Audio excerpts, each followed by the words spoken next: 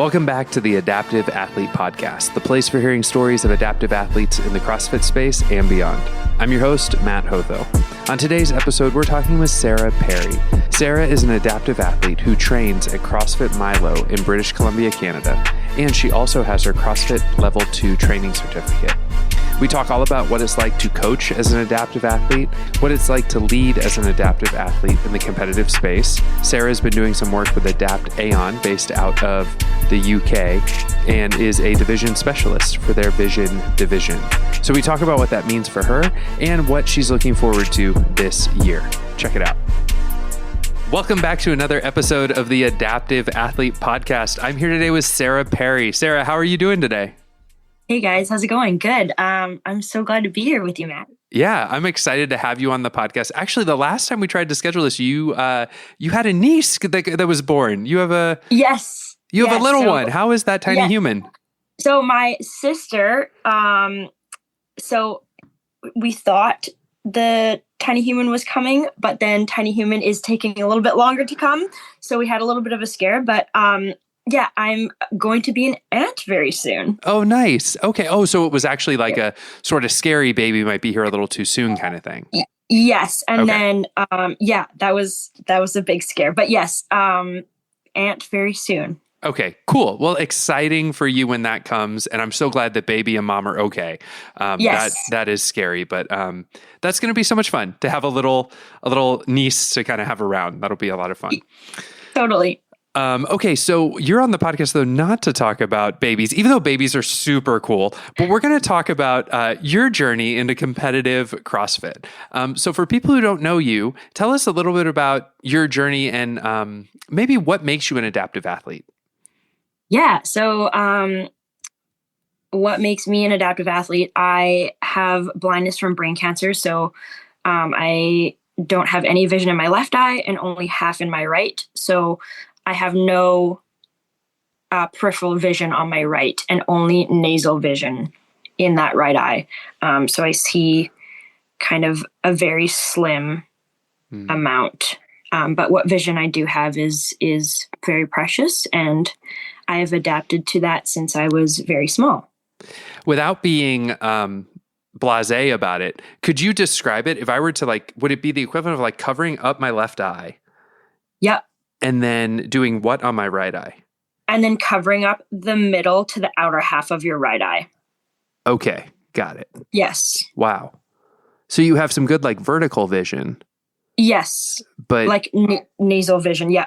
But then you're constantly sort of moving side to side to get a full picture of what's around you? Totally. Okay. And so when you say you're 75% blind, that includes basically the entire left eye being non-sight and then half of your right eye. Correct. Wow. And I assume that blindness for everybody's a little bit different, the way that their eyes work and don't work? Right. That's correct. Okay. And is it graded on percentages? I know it's graded on percentages, but it's also graded on degree. I believe it's also graded on degree as well. I've had a million visual fields just to make sure my vision is stable and to make sure there are no changes. Okay. But yes. But you have control of that left eye. I can see you move the left eye, but you just can't see anything out of it. Yes, which is crazy because that is crazy. I know. And it's because I think it's because I've adapted so young. And so I've kind of learned and trained that eye to kind of move with my other eye, which I think is crazy because I'm not really too sure how the optic nerves work, but that's where the cancer was attached to, and thus how I became blind. Yeah. And so you brought up I guess I brought up the word adaptive when I asked you to be how you were an adaptive athlete, but you have talked even before we started recording about how you learned some adaptations at a really young age to be able to see and navigate your surroundings.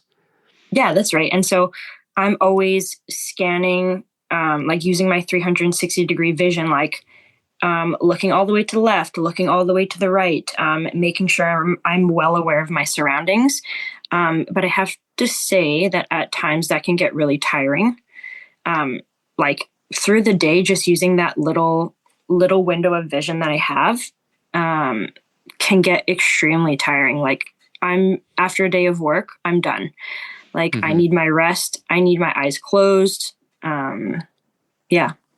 Yeah. I mean, I would imagine all the little micro decisions you have to make about remembering what's in that non-visible field sometimes, right? Like, so that you're not always having to look over to reach for the pen, but you remember, okay, the pen is right here. You're almost kind of in your mind recreating that other 75% of your vision.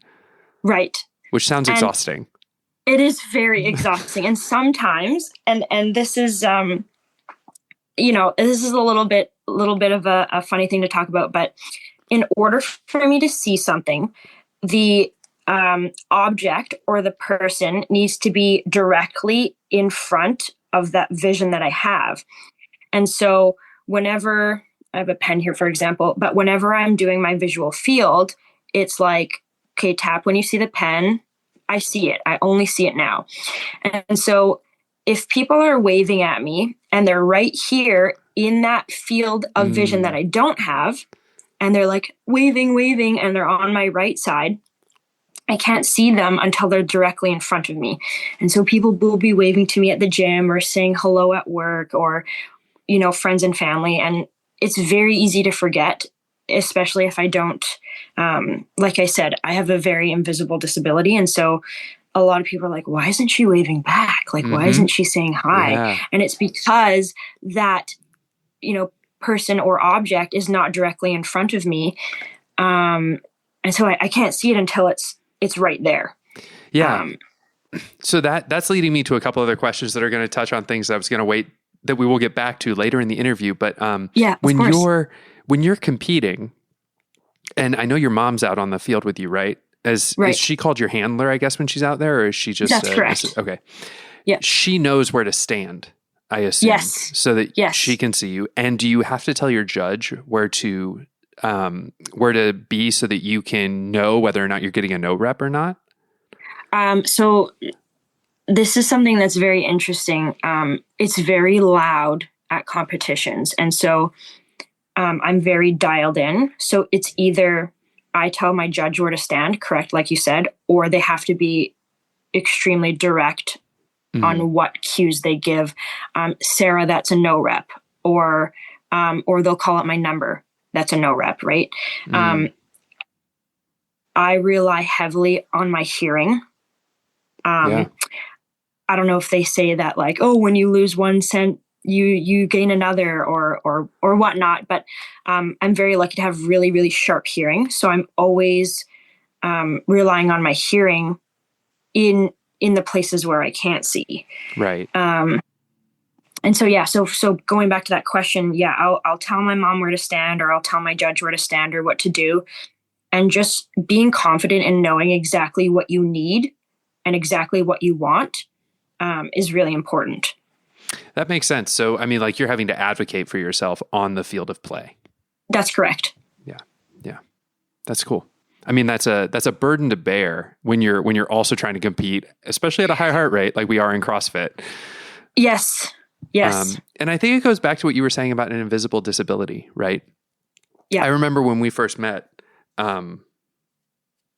it was at the 2023 games, and you were standing next to your mom and you say to me, "Hey, you looked really good out there." And I remember going, "What?" Because I knew you were a vision athlete. Right. But it wasn't like a skepticism of like, "Oh, she's just BSing me." It was more of like, I've got a lot to learn here about what does it mean to be a vision athlete. Right.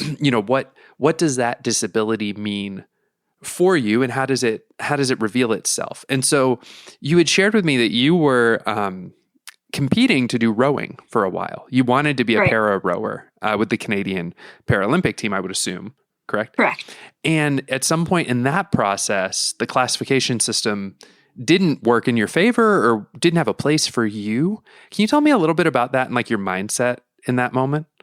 Yeah. So I had been a rower for, 4.5 to 5 years, rowed all throughout high school.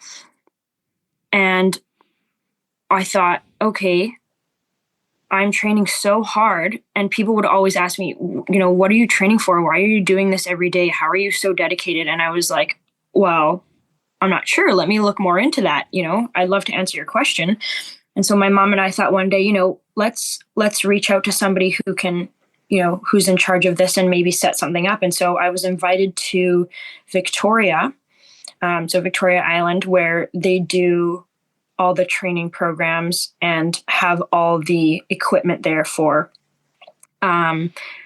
Olympics or Paralympics rowers. And so I remember trying out, and I actually tried out with different people who had different disabilities. And so, I tried out and I was really excited, and everything, worked out really well. And then it was a waiting game after that. And sure enough, they got back to me and said, unfortunately, you don't meet the requirements, of the division. And so that left me thinking, okay, if I don't fall under Olympics, but I don't fall under Paralympics, where is it that I fall? Mm-hmm. And so that was a really tough thing to accept. Somebody telling you you're not blind enough. And then on the other hand, oh, I'm sorry, you can't participate in this. You don't have enough vision. Yeah. So that was a hard thing to accept. And then post rowing, I had stopped when I got into college, and then I had found CrossFit. Yeah. And I know that CrossFit kind of was also trying to find its way in the adaptive space around the time that you found CrossFit, because I mean, what you described in that Olympic experience is what a lot of adaptive athletes do experience, especially with invisible diseases or disorders, right? It's like disabilities. Right. Is where do I fit? Yes, I could compete with able-bodied people, but I'm always going to have this plateau that I'm pushing up against because, probably for you, probably can't do shuttle runs safely, I would imagine, right? Correct. You can't do handstand walks safely. There's probably certain things that for you, there's a real safety issue there. For me, there's going to be a power output issue. I'm never going to be able to generate power like an able-bodied person. And when you're told that, okay, well, what about this other place that everybody tells me, parasports, is a place to be? Well, then you sometimes realize that like, oh, wait, that's a much tougher place to kind of get categorized in as well. And then we're left in the middle. And I've heard stories of athletes that are kind of stuck in the middle. And so I think that's why I like what's happening in the last 4 years, and kind of why I called this podcast the Adaptive Athlete Podcast, is I feel like the rise of adaptive athletics has created something that's a bit more accessible for athletes that want to express themselves and who have invisible or hard to classify disabilities. Right. Yeah. So that helped you. So then you found your place into CrossFit. Yes. And were you doing CrossFit sort of did you know there was adaptive CrossFit when you started it, or did you kind of stumble upon that as well? Yeah. So, I tried my first CrossFit class, with one of my coworkers. She was like, hey, come out to this class. It's really fun. And I tried it and I was like, this is amazing. Mm-hmm. I love this. And then I had no idea about, I guess back in 2017, 2018, I had no idea about adaptive CrossFit. And for the longest time, years after I got heavily into CrossFit, I still didn't know about adaptive CrossFit. I didn't even know if it was a thing back then, but then the Open would come up every year and I would, sign up. It would be a lot of fun. And then someone had told me, there's an adaptive category. And I was like, oh, okay. Like maybe there might be a place for me there. Mm-hmm. My mom was like, yeah, you should try. And, when you do the Open, you're like 9,300th out of, worldwide or whatever, yes. or whatever percentage. And you're like, yay, I made it. I did it. And then when I had signed up for my first adaptive CrossFit Open, like my ranking shot way up, right? Mm-hmm. Because then I was in a category where I was able to execute what I could with my disability, which was awesome. Right. And then so that came about. And then I think after that, a lot more doors started opening up, right?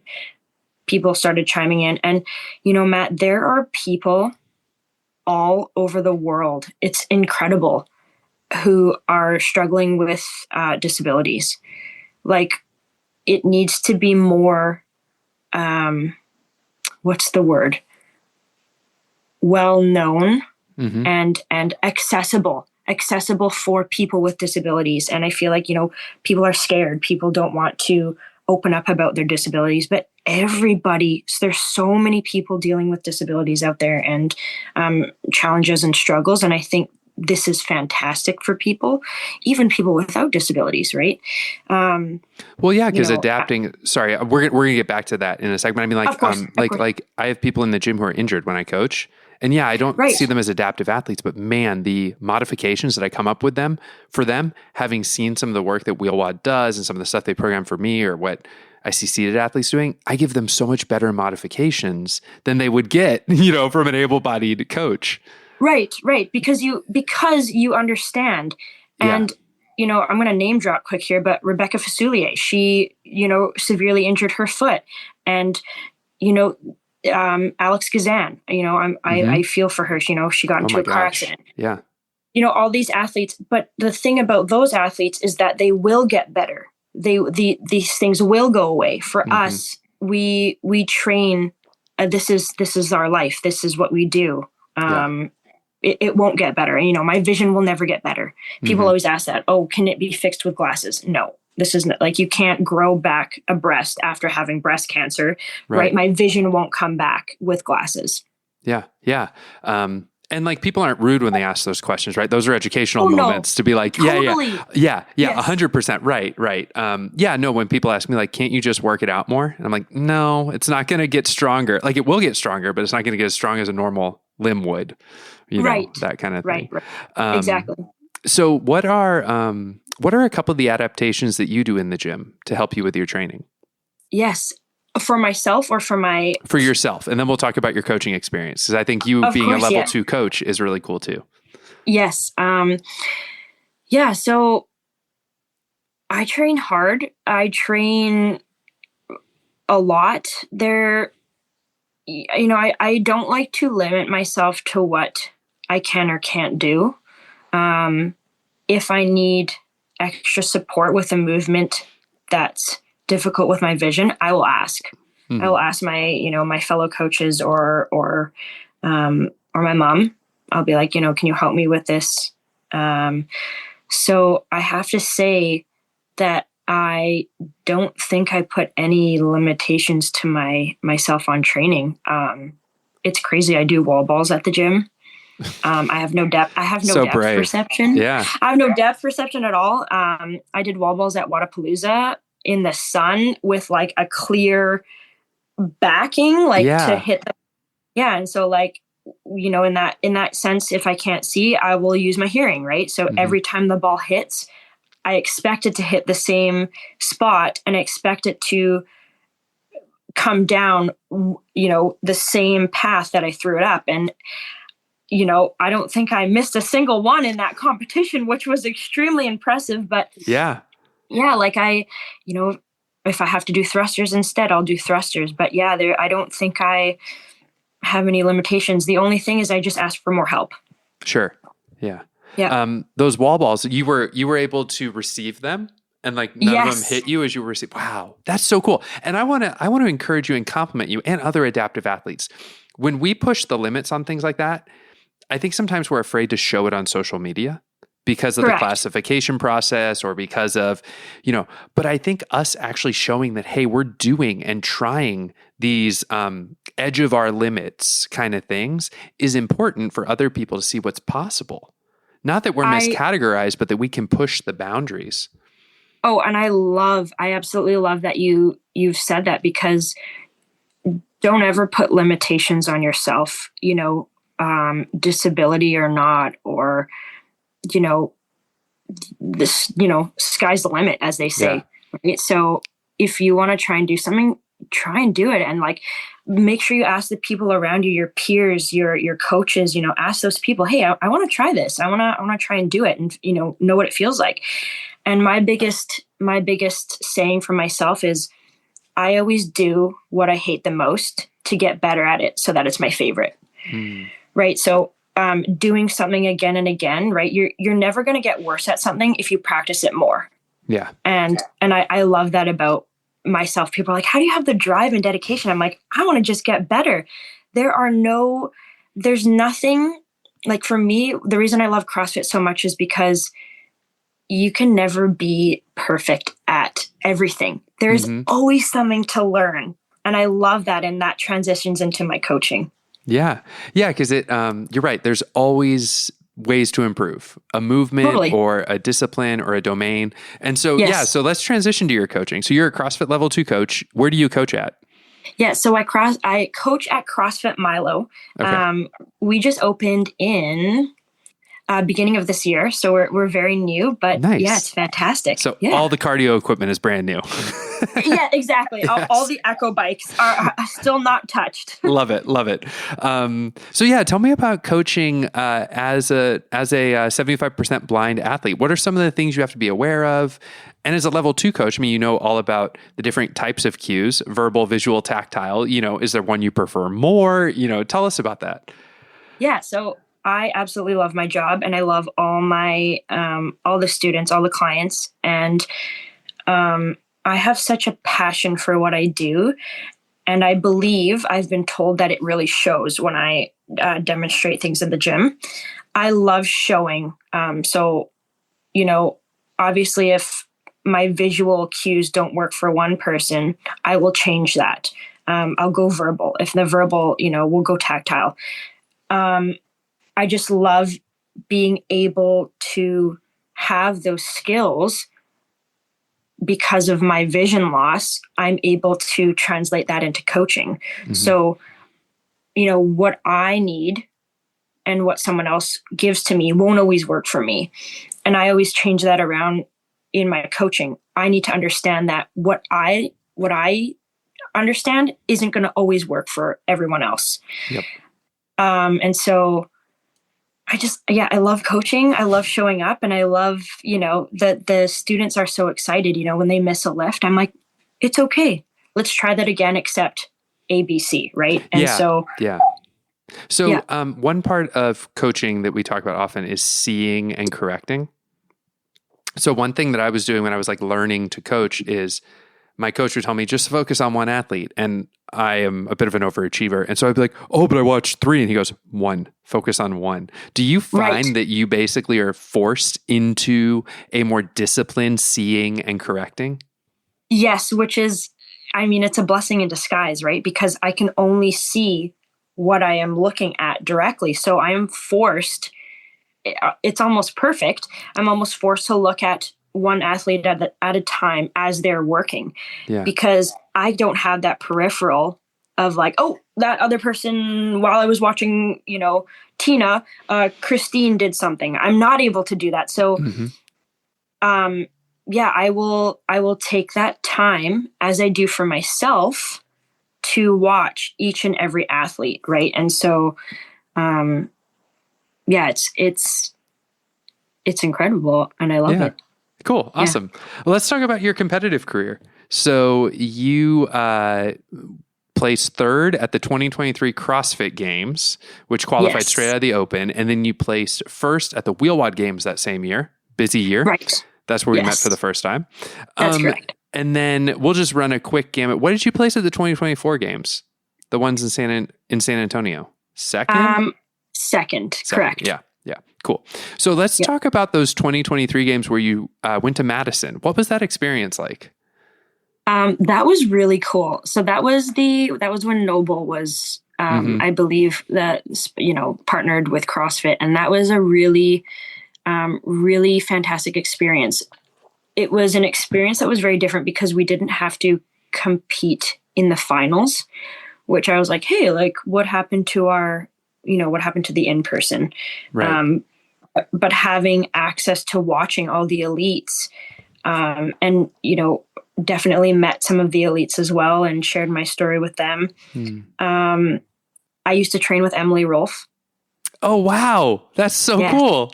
So it's very cool, where she actually lives down the road from me. And so, it was unfortunate because when I switched gyms, we parted. Yeah. But she texted me, hey, want to go to the Morgan Wallen concert or want to go, wherever. And so, in that aspect, she's definitely like a sister to me, which is fantastic. But getting back onto track, the 2023 Noble CrossFit Games were great. It was fantastic. Yeah. It was, yeah. So you got to meet a lot of elite athletes. Yes. I obviously meet other adaptive athletes too, because I know that the seated, short stature, a lot of other divisions were there, not competing, but still, being acknowledged for winning their divisions. But I would imagine that probably what you experienced in Raleigh in 23 was quite a bit different. Very different. So, definitely like more of like a competitive aspect where you're doing the workouts and whatnot, but that was fantastic. That was also a fantastic experience as well. Yeah. And that was when I think we were just kind of seeing how competitions would go with adaptive athletes. Yeah. So was that the first time your mom was a handler for you on the field of play? Yes. All right. You got to tell me about this relationship with your mom, because if you guys ever meet Sarah at a competition, you will meet her mom as well. And her mom is amazing. Yes. Yeah. I love my mom so much. She plays a huge role in my life. She actually has osteoarthritis in her hip. And so she isn't able to do a deadlift from the ground because she can't have that hip crease, like that squatting motion, flexion at the hip too much. And then she's also got spondylolisthesis. Try saying that 10 times fast. Can't do it. In her spine. And so there's no cartilage in between her vertebrae. Okay. And so when I got into CrossFit, I was like, come into CrossFit, try it. And of course she got hooked on it, drank the Kool-Aid. And then, yeah, I have no words to I'm speechless because my mom has been my biggest supporter. She's always been there. She will always be there. She's told me, she's like, no matter what, I will always be there. It's funny because at the gym, I am her coach. And actually I don't have a coach. I have had no coach since the beginning. I still have no coach, which is definitely a challenge at times. But she is always there to support me in whatever way I need. If I need a judge, if I need a handler, she's my number one fan. She said multiple times. So yeah, she's an incredible woman, incredibly strong, especially with what she's dealt with me. So she's seen me go through a lot. And I think as a parent, I wouldn't know because I'm not a parent yet. But to have your child go through so much and then watch them achieve so much is an incredible thing. Yeah. Yeah. I have kids of my own, but I can imagine what that feels like for her to be able to be out there with her. So two questions. Yes. What's her name? What's your mom's name? My mom's name's Chris. Chris, that's right. Okay. Yeah. Awesome. So when we see Chris around, we can give Chris a shout out. Love it. Is she on Instagram, totally, by the way? Can we tag her in this? She is. She is on Instagram. I believe her Instagram name is like FitChris25. Yes. So she joined Instagram this year. No, I'm kidding. Yes. Yeah, exactly. No, I love it. Okay, cool. And then the second question is, what are a couple of the things that she does out on the floor to help you when you're competing? Yeah. It's funny because I'm so used to competing at a high level where I didn't have anybody, originally. Like my mom would be there, but she was like, what do I do? And I was like, I don't know. This is so weird. But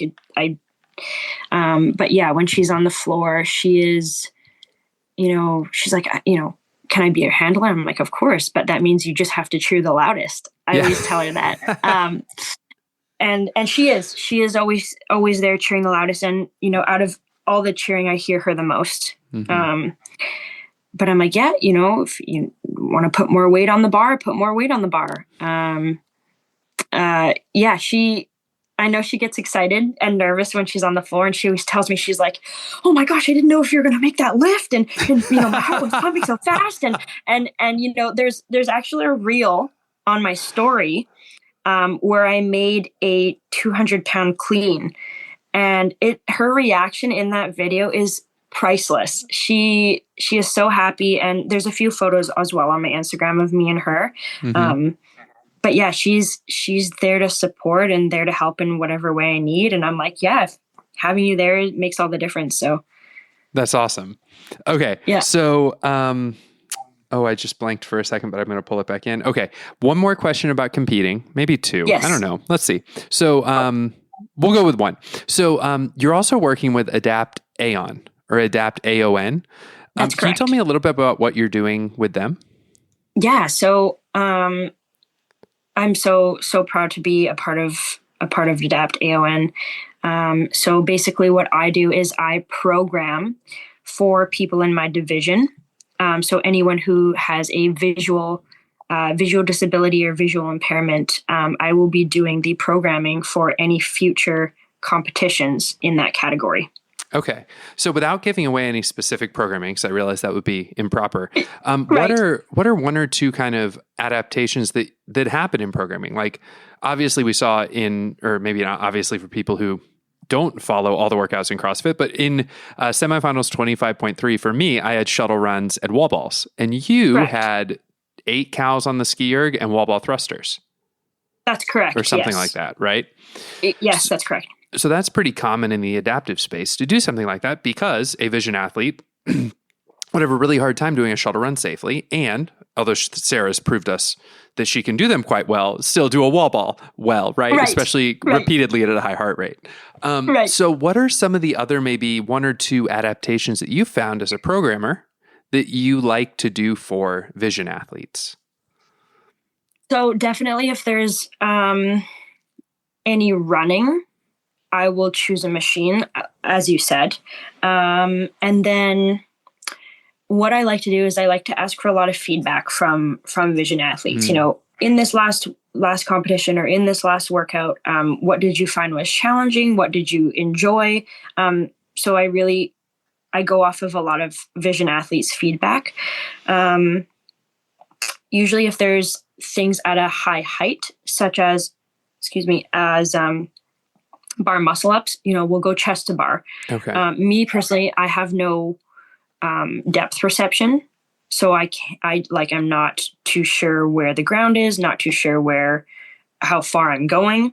Mm-hmm. That's a big movement, right? Moving your entire body over the bar and then all the way back down. Just finding ways to do things. And then same with rope climbs. Yeah. That's a really big one for vision athletes. We actually had it blindfolded, I believe, last year. I think so, during the combine workout. Yes, that's right. And so like having your judge or your handler, say your name when you're at the top or a cue, is one of the things I would do. Mm-hmm. And then also marking and outlining things. So for example, let's say we have a box jump. I will outline that box if it's black with chalk, right? Yeah. So that the athletes are better able to, identify where to jump.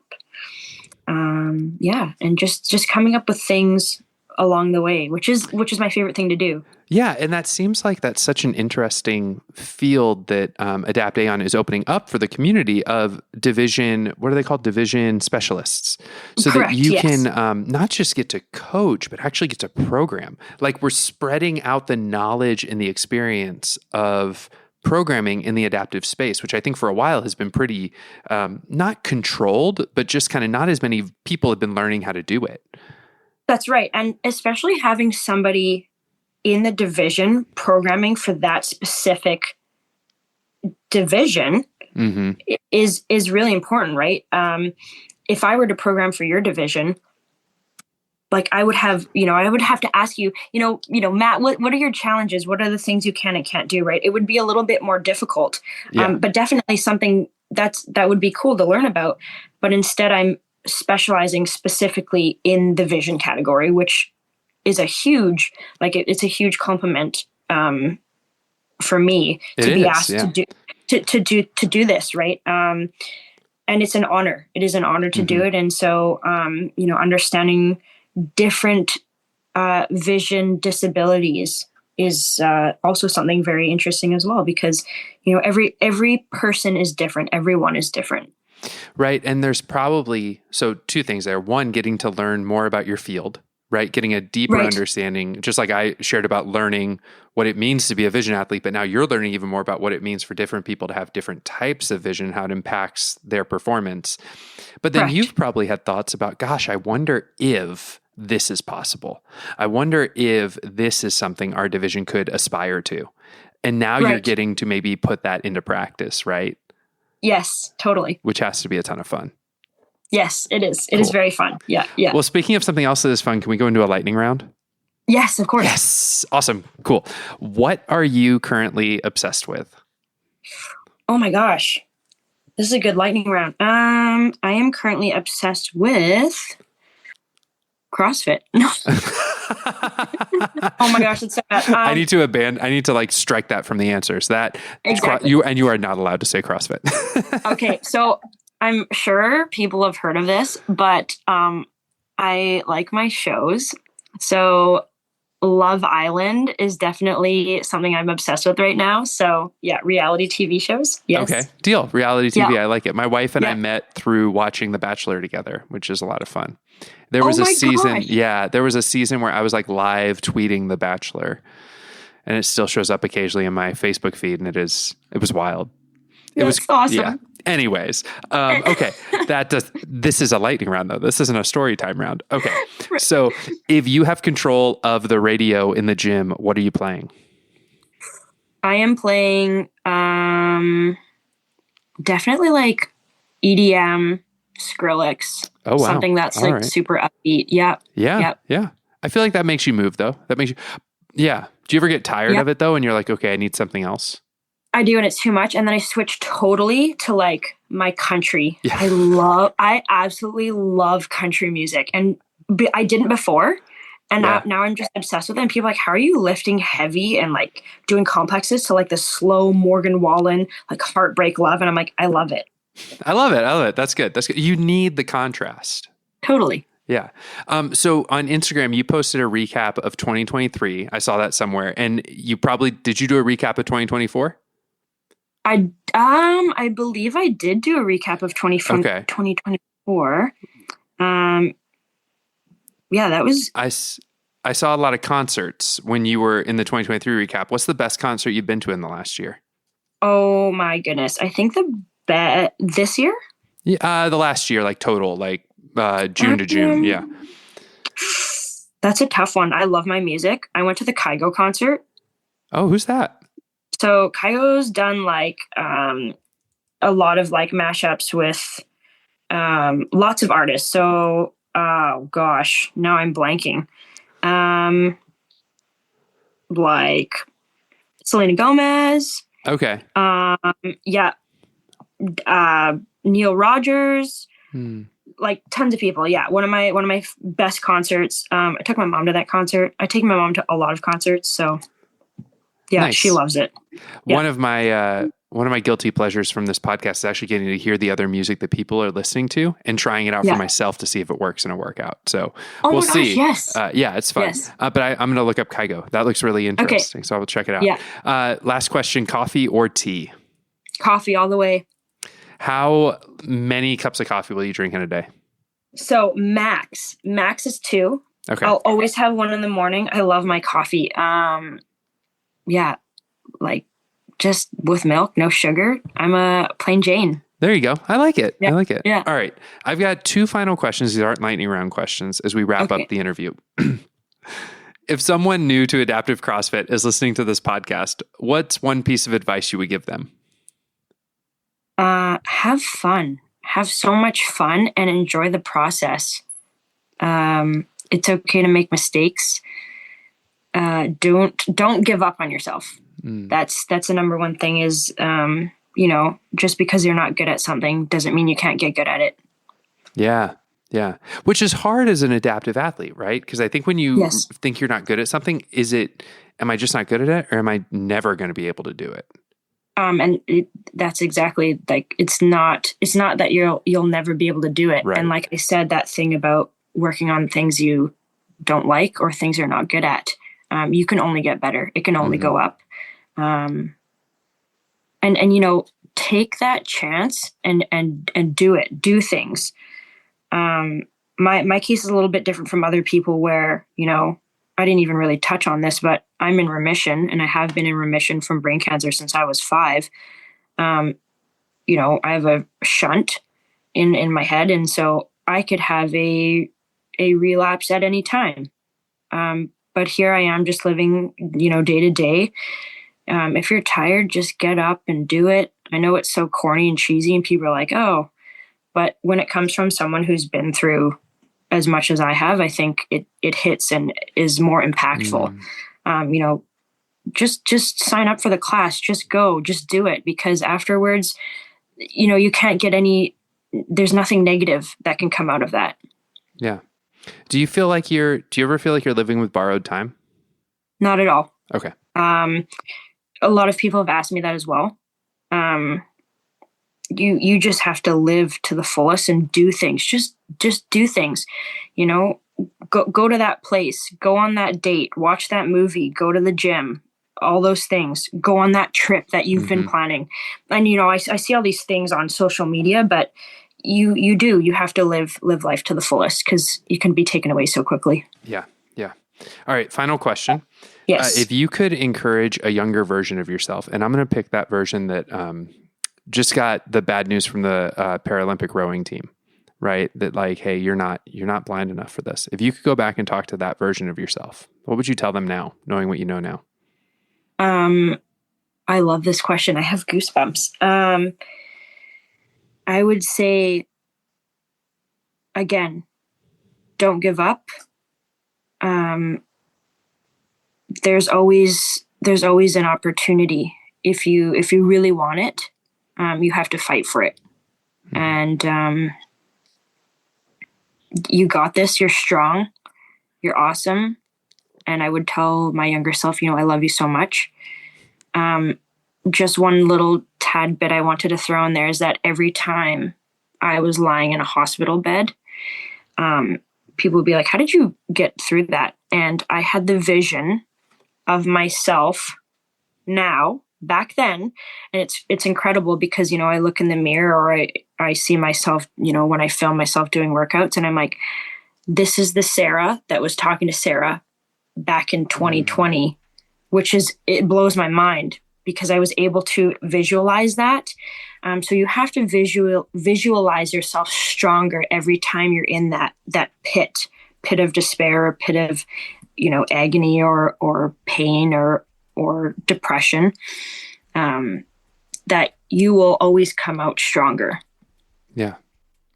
That's, I think, going to be really helpful for someone listening to this who might struggle with depression, might struggle with self-image, might struggle with, part of CrossFit is the suck, the pain cave, right? We say sometimes. And that can be really scary to enter when you've been someone who's told a lot of things that you're not throughout your life.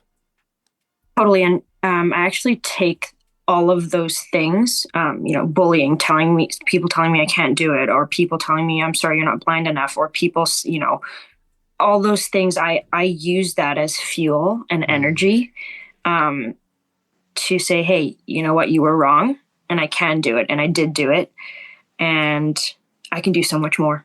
Yeah. Yeah. And you can, and you've proven that, which is really cool.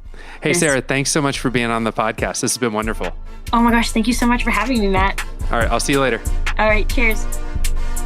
I really enjoyed my conversation with Sarah. In particular, I enjoyed hearing her talk about a little bit of the work that she's doing with Adapt Aeon, particularly being a division specialist.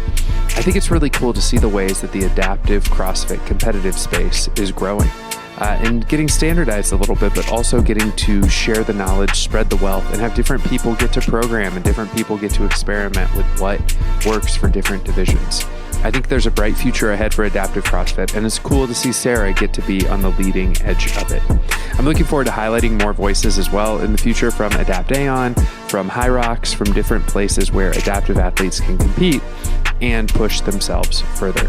Thanks so much for joining us for this episode of the podcast. Like and subscribe to the podcast, and we'll be back next week with another episode.